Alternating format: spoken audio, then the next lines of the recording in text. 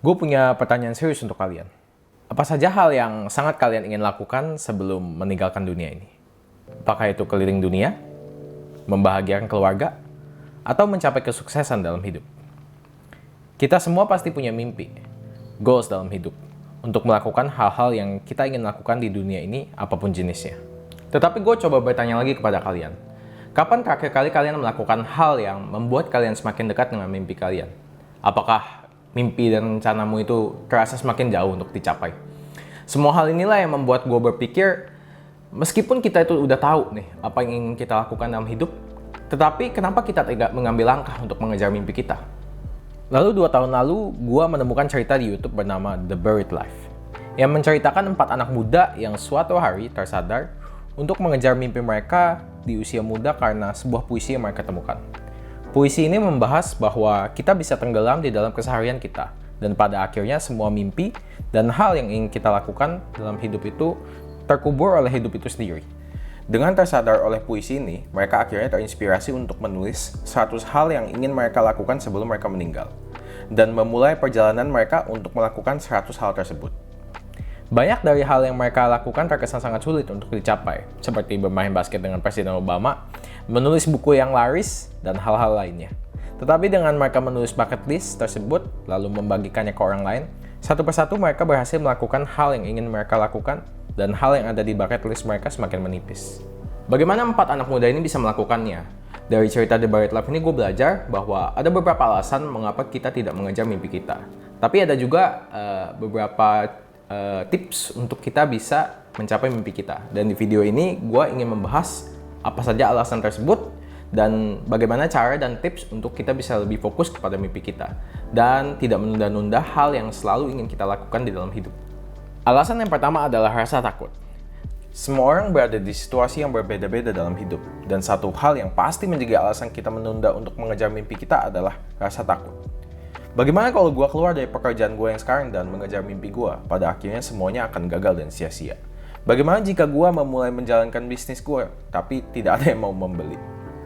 Semua pikiran-pikiran negatif itu pasti muncul dalam diri kita, membuat kita ragu, dan pada akhirnya itu membuat kita tidak jadi mengejar mimpi kita dan melakukan hal yang selalu ingin kita lakukan di dalam hidup ini.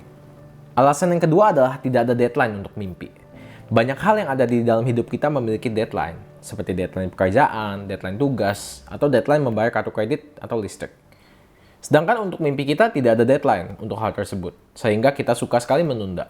Gue akan memulai bisnis tersebut tahun depan, gue akan mencoba makan lebih sehat tahun depan, sampai pada akhirnya kita sudah berumur 30, 40, 50, kita semakin tenggelam di dalam kehidupan. Ujung-ujungnya kita lupa untuk mengejar mimpi kita dan melakukan hal yang ingin kita lakukan di dalam hidup ini.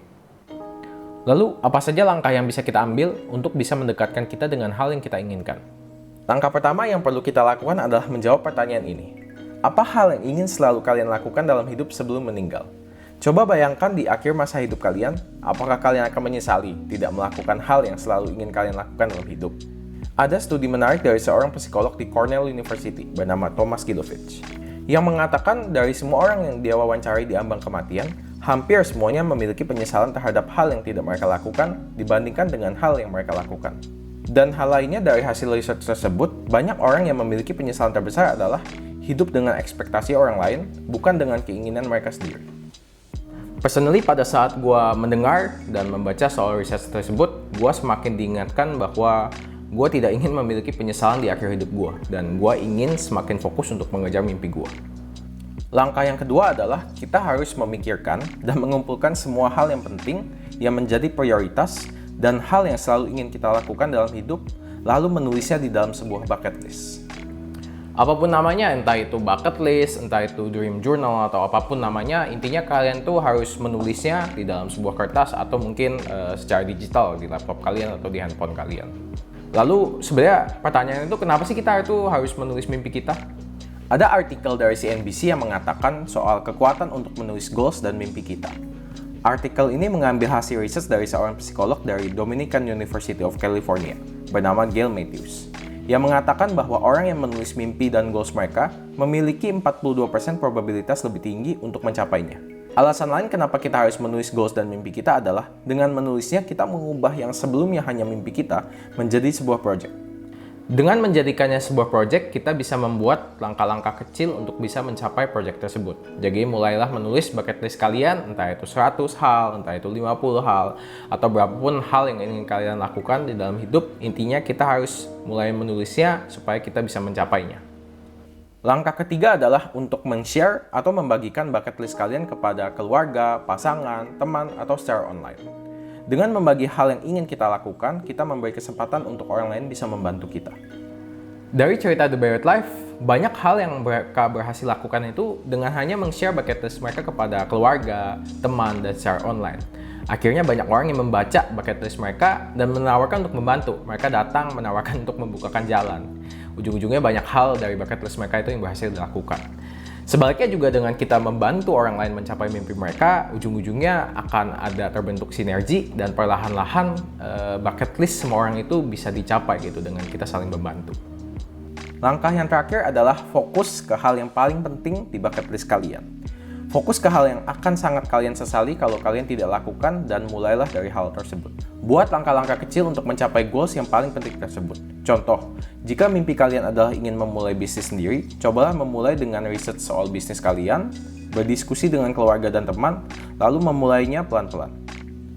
Dengan membuat langkah-langkah kecil ini, mimpi kalian akan terasa lebih mudah untuk dicapai, dan kalian akan termotivasi untuk melanjutkan mengejar mimpi kalian.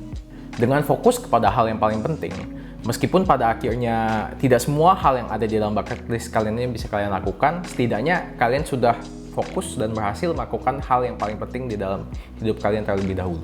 Bonus tips adalah jangan menyerah jika hal yang ingin kalian lakukan terasa sulit untuk dicapai. Pasti tentunya nggak mudah untuk mengejar mimpi kalian. Rasa takut itu pasti selalu ada.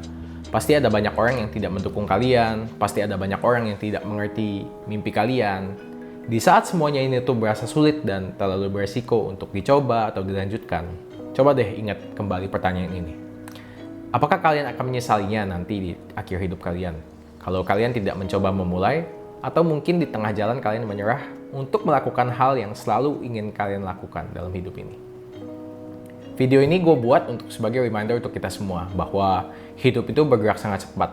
Dan kalau kita tidak mencoba mencapai impian kita, apakah nanti kita akan menyesalinya di akhir hidup kita? Karena gue yakin gak ada ruginya untuk kita mencoba mengejar mimpi kita. Karena jika kita gagal nanti pun, kita tidak akan menyesalinya. Karena gue yakin kita semua itu memiliki satu hal yang sama, bahwa kita tidak ingin hidup di dalam penyesalan. Satu hal terakhir yang ingin gue sampaikan di video ini adalah gue ingin mengajak kalian sama-sama untuk membuat bucket list dan saling membagikannya. Gue kemarin baru aja membuat bucket list bersama cewek gue, dan kalian bisa cek bucket list tersebut di link di kolom deskripsi. Kalian juga bisa share bucket list kalian ke gue, jadi kita bisa saling berbagi dan mencoba saling membantu untuk mewujudkannya. Karena kita harus ingat kembali, dengan kita menulis mimpi kita, ada 42% probabilitas lebih tinggi untuk kita bisa mencapainya. Itu aja, thanks for watching, bye.